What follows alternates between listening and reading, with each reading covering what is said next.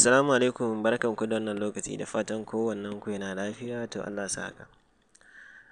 Kamar yadda muka saba kawo muku da fina-finai akai-akai, to a yau ga wasu jerin fina-finai da suka fito mana kenan.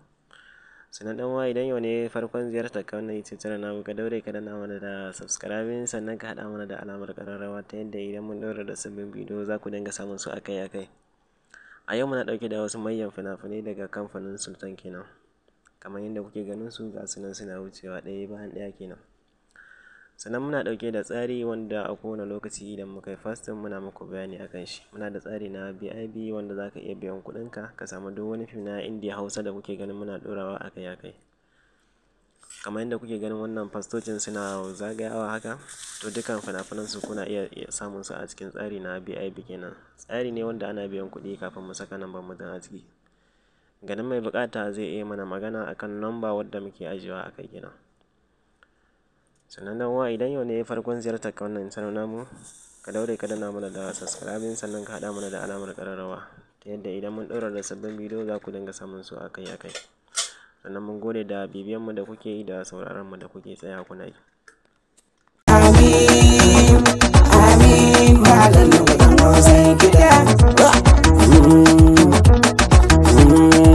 Kun ji kukan zaki tafiya yayyena, gashi baban kwana, zanubin mai sona, yankuna so ko ganna kwafiyo sawuna.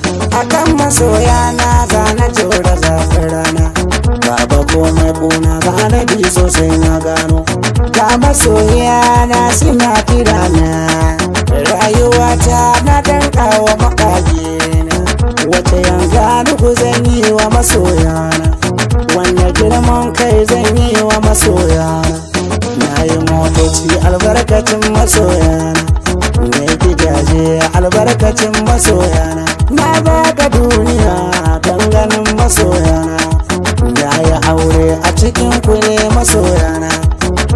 Ya Allah ilahu ya makagina, bana abin da zan yi taimakon masoyana.